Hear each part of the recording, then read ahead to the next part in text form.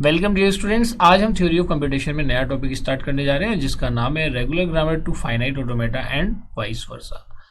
After completing this topic, you will be able to describe regular grammar, you will be able to construct regular grammar for the given finite automata, and you will be able to construct regular grammar for the given regular expression or regular set, and finally you will be able to design a finite automata for the given regular grammar.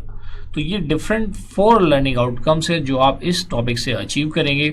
अगर मैं इस topic की examination में weightage की बात करूं, this is very important topic. तो examination में इसकी अच्छी खासी वेटेज है। एग्जामिनेशन में इससे related short answer, long answer questions पूछे जाते हैं, और जिन एग्जामिनेशन में ऑब्जेक्टिव टाइप क्वेश्चंस पूछे जाते हैं वहां पे इससे रिलेटेड ऑब्जेक्टिव टाइप क्वेश्चंस भी आते हैं।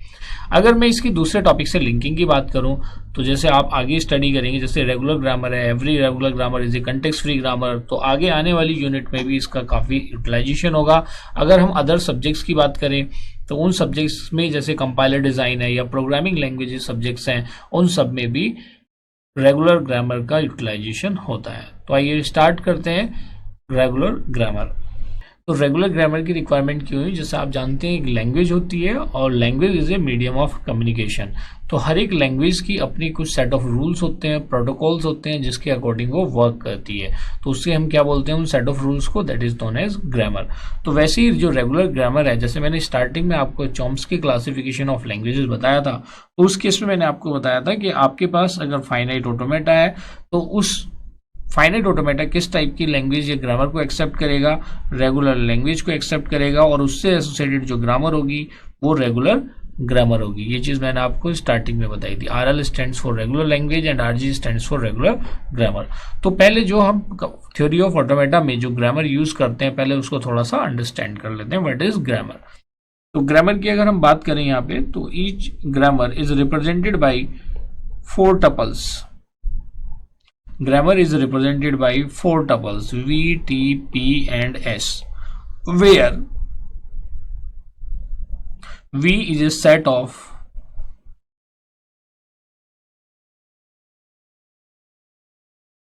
variables। जैसे वहां पे कैपिटल Q होता था, वैसे सेम यहाँ पे ग्रामर के केस में सेट ऑफ वेरिएबल्स है, और वो वेरिएबल्स क्या हो जाते हैं? Denoted by capital alphabets A, B to Z और स्टेट से Q0, Q1 to QZ। Next ये वेरिएबल V था। Next is T। T is a set of terminals, जैसे वहां पे होता था सिग्मा, तो ये इक्विवेलेंट हो जाएगा कैपिटल Q। अगर हम V की बात कर रहे हैं तो V यहाँ पे इक्विवेलेंट है जो फाइनाइट ऑटोमेटा का कैपिटल Q है। T is a set of terminals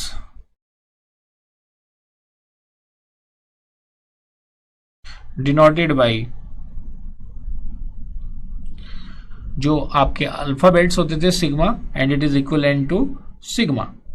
the T is equivalent to sigma. आप कुछ बुक्स में देखेंगे तो वहां पे इसको सिग्मा से ही रिप्रेजेंट किया गया है। Set of terminals denoted by small alphabets 0 to 9 decimal,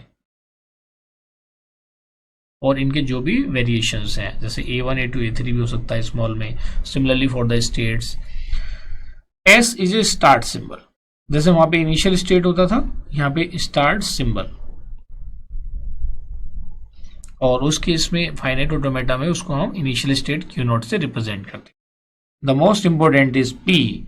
P is a set of productions, या P is a production of the form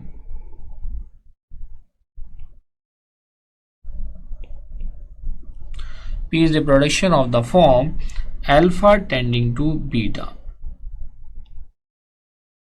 Alpha tending to beta, where alpha beta belongs to sigma.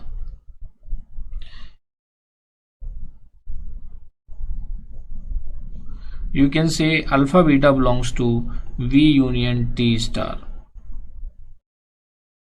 But हम बात कर रहे हैं यहाँ पे ये star होता है, but we are talking about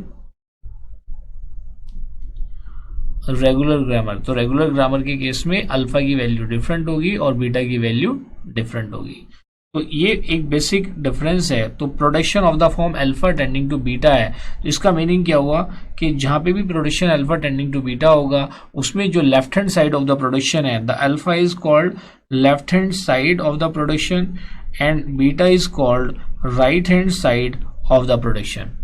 तो यूजुअली जो भी ग्रामर में यूटिलाइजेशन होता है, जैसे ग्रामर से लैंग्वेज बनाएंगे या लैंग्वेज से ग्रामर बनाएंगे, वो हम आगे देखेंगे, क्योंकि यहाँ पे हमारा कन्वर्जन से रिलेटेड है। ग्रामर हमें सिर्फ इतना समझना है कि ग्रामर से फाइनाइट ऑटोमेटा कैसे बनाते हैं। तो बेसिकली उसमें जो मेन यूटिलाइजेशन होगा वो होगा प्रोडक्शन रूल का। तो alpha tending to beta is a production rule. तो इस केस में left hand side of the production is always replaced by right hand side of the production. So this is the key point to remember. Left hand side of the production, right hand side of the production, and reverse is not true. इसका meaning क्या है कि आप कभी भी right hand side से left hand side को replace नहीं कर सकते। सो दीज आर द 4 की कंपोनेंट्स ऑफ ए ग्रामर। जैसे आपने इंग्लिश भी स्टडी किया था तो उसमें क्या होता था, सब्जेक्ट होता था, वर्ब होता था, एडजेक्टिव, एडवर्ब, इस तरह से आपने देखा होगा कि उसका एक कैटेगराइजेशन होता था या क्लासिफिकेशन होता था एक सेंटेंस में। तो उसी टाइप से ये जो आप थ्योरी ऑफ कंप्यूटेशन में ग्रामर की हम बात कर रहे हैं, ये भी 4 डिफरेंट कंपोनेंट्स में डिवाइडेड है, जिसमें सेट ऑफ वेरिएबल्स है, सेट ऑफ टर्मिनल है, सेट ऑफ प्रोडक्शन रूल्स है, और ऐसे द स्टार्ट सिंबल। तो I think this is the basic concept of grammar, और ये आपको समझ में आया होगा। अभी जो प्रोडक्शन है ये किस फॉर्म के हो सकते हैं? देखिए प्रोडक्शन के अगर मैं एग्जांपल लेता हूं तो एग्जांपल्स ऑफ प्रोडक्शन क्या होंगे?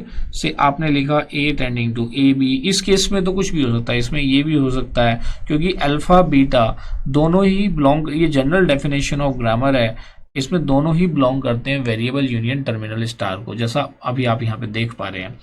तो अगर मैं यहाँ पे इसको ये भी लिख सकता हूँ डबल ए, या A B is equal to B A, I mean equal to नहीं होता है, एरो होता है, टेंडिंग टू बी ए, मतलब ए बी को आप बी ए से रिप्लेस कर सकते हो, या ए टेंडिंग टू ए हो सकता है, एटसेट्रा। तो these are the various productions जो grammar, these are known as productions. ये जनरल एग्जांपल है। अब हम किसकी बात कर रहे हैं? बेसिकली यहाँ पे हमें डिस्कस करना अबाउट रेगुलर ग्रामर। तो कोई भी ग्रामर रेगुलर ग्रामर कब कहलाएगी? So let us understand regular grammar.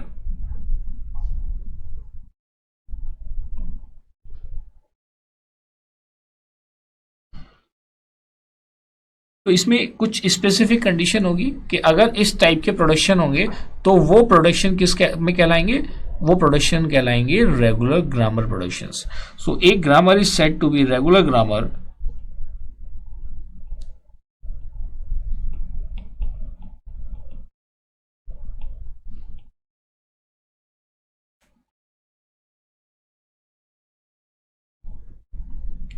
a grammar is said to be regular grammar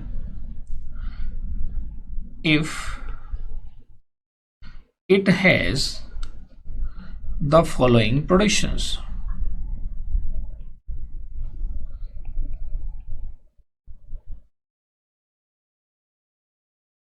If it has the productions of the form,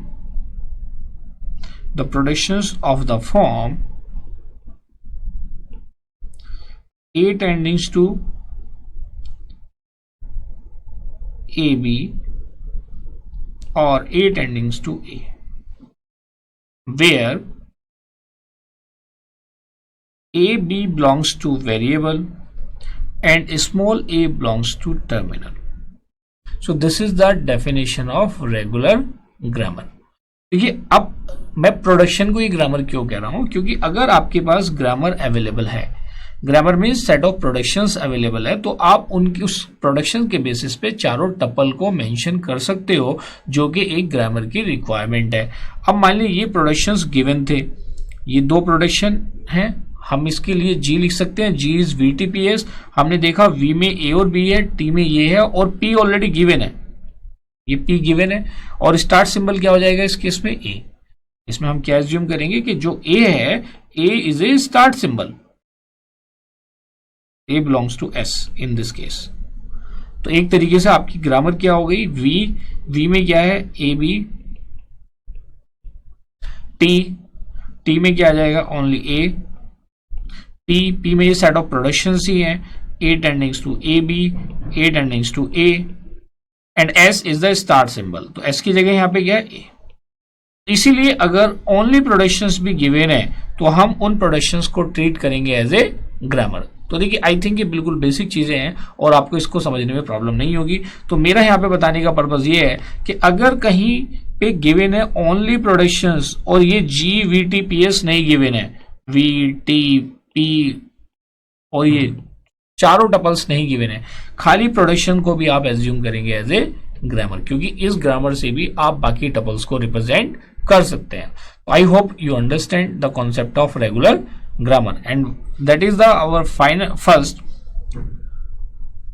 learning outcome to be achieved today. Describe regular grammar. So this is all about regular grammar. So you have achieved this objective, this learning outcome, that a grammar is said to be regular grammar if it has the productions of the form A tending to terminal followed by variable or only terminal। मतलब इस चीज का आपको ध्यान रखना है, terminal followed right hand side में या तो टर्मिनल फॉलोड बाय वेरिएबल होगा या ओनली सिंगल टर्मिनल होगा। अगर एक से ज्यादा टर्मिनल हो गया तो भी वो इसमें नहीं आएगा, और टर्मिनल फॉलोड बाय की जगह वेरिएबल फॉलोड बाय टर्मिनल हो गया तो भी ये रेगुलर ग्रामर की कैटेगरी में नहीं आएगा, या multiple variable right hand side में हो जाए। तो ये की पॉइंट है जो आपको याद रखना है। So now let us have a knowledge check related to regular grammar.